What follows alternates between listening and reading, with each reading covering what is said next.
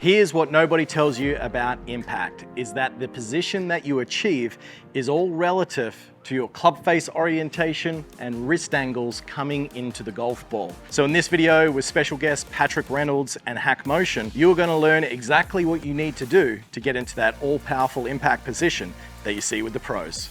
Let's get stuck in. All right, Pat, so let's talk about the relationship between compression and wrist angles, right? So that one there fizzled off, felt really good. We can see nice little divot after the golf ball there, mate. And we often hear that a lot of players are obsessed about trying to get a flat left wrist for a right-hander at the top of the golf swing. And we see a lot of this sort of movement here, right? Players will be playing around with the back of the wrist and they might have a tee in there and they're trying to get it facing up towards the sky, kind of like more of a Morikawa DJ look. And they're educating themselves on how to get into these positions, right? We have an alternate option, which would be someone that has a little bit more extension to their lead wrist, maybe like a Mickelson or a Couples, where they tend to get a little bit longer like this, and we can see it creates a bit of an angle there. Now, both of these models here, they can still produce a quality impact, a consistent impact, and they hit the ball really well, but they require different movements as such to get back to that impact position, don't they? Correct. Yeah. So what we've got here is we've got a device which is measuring my wrist angles throughout the golf swing, but we're just going to use this. I'm going to put the overlay up on the screen here, just so the guys at home can see the differences between the actual numbers that are created, and then we're going to talk about the movement pattern of the body, which has to accommodate that so you can hit a straight shot, like that one there, right?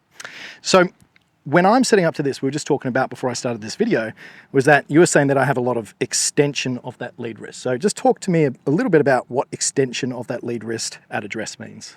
So extension of the lead wrist is going to set you up with the palm more on top of the club, Okay.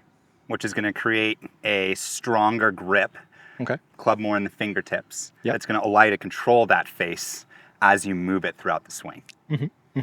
Okay, so that feeling of extension is really just the cupping of the wrist, isn't it? So let's say Cupping, extension, flexion would be the opposite, or In the bowing bowing. of the wrist. Yeah.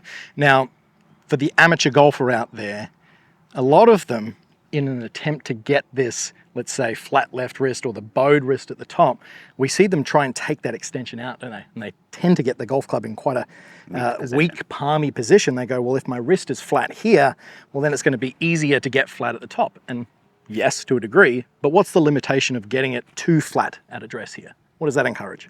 A very open club face. Yeah, absolutely. And we're talking about having it down in the fingers, and that little bit of extension there helps us position the club in a strong orientation, right?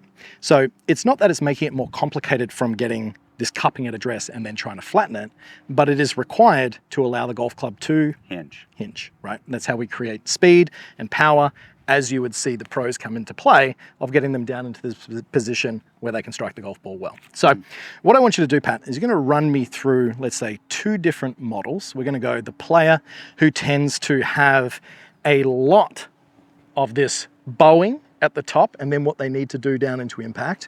And then the second would be the professional who has a lot of cupping but still strikes the ball really well, which is where I sit in that camp. Let's talk about the number that you see for my lead wrist here at address as I set up.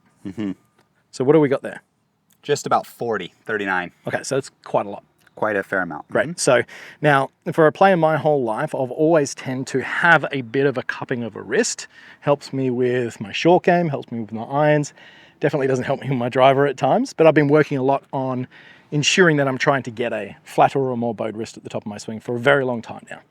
Now, from this position, talk me through, let's say, the player who does the opposite to me to start off with, someone like a Morikawa or a DJ or something similar. Sure. What does that number now say there in regards to the bowl? Almost a negative 20. Negative 20. So that would be the complete opposite to where I was there. And we look at the club face though, and we go, well, the club face is now where? Pointing up to the Sky. So let's say I had the same downswing release pattern as what I normally do. Where is this ball going? You are pulling or hooking that thing. Yeah, I am wrapping that around my left ankle like there's no tomorrow. And the reason being is because with my action, I'm so used to this really just not getting as rotated and matching it up, right? So these players who tend to get in a very bowed position at the top require a lot more rotation. And why is that? Because as you're rotating the body and specifically the hips, that's going to allow the club face to open or square through the ball into impact. Yeah, very good. So for example, it reduces the time the club face has to turn over. If we're at the top and we're rotating a lot, the club face here is not incentivized to have this flipping or this rolling over motion. There'd be a lot lower rate of closure. Correct. Through. And I think that's very evident. If I swing to the top here and I don't rotate at all and I let the club come down, straight away the club face is turning to the left. So I think looking at extremes is important, isn't it? Agreed. Yeah.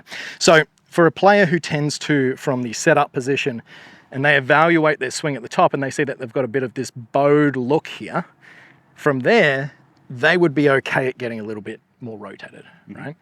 Now let's talk about the opposite. So let's say a player who, similar to myself on the other end, would have quite a lot of extension here. And we would see a lot of amateur golfers struggle with this. Let's say they hit too far down on the golf ball, swing path goes left, face goes to the right. So they're a player who tends to get quite cupped. What's that number there that we're sitting at?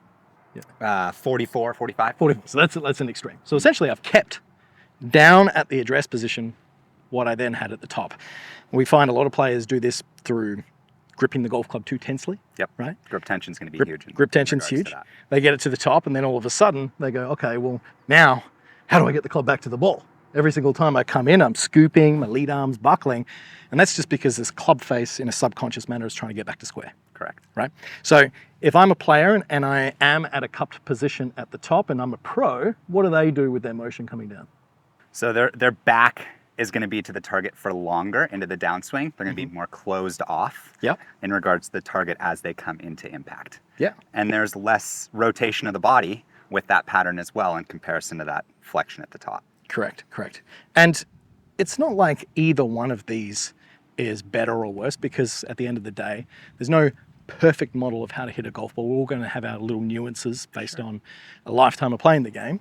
And there are a lot of players in my camp who are too much extension, keep it a little bit too extended at the top and then make it work, right? And then many in the others, right? You can still get the job done, because at the end of the day, it's all about getting the fundamentals of golf correct, which is impact, speed, and control, and ensuring that is getting positively influenced, rather than getting too worried about exactly where these angles are here, right? Agreed. I think the most important part of that is that the wrist pattern that we see at the top of the swing and at address with the grip matches how each individual uses their body and what they're capable of doing with mobility and stability. Yeah, I love that. And I think finally, let's do a little bit of a case study on a player who has a cupped wrist at address, a cupped wrist at the top, and then doesn't really do the matchup too well. So the face is kind of open, adding loft, swing going down and left. And I want you to kind of work me through maybe a feeling that they could work on in the backswing, so they're not trying to then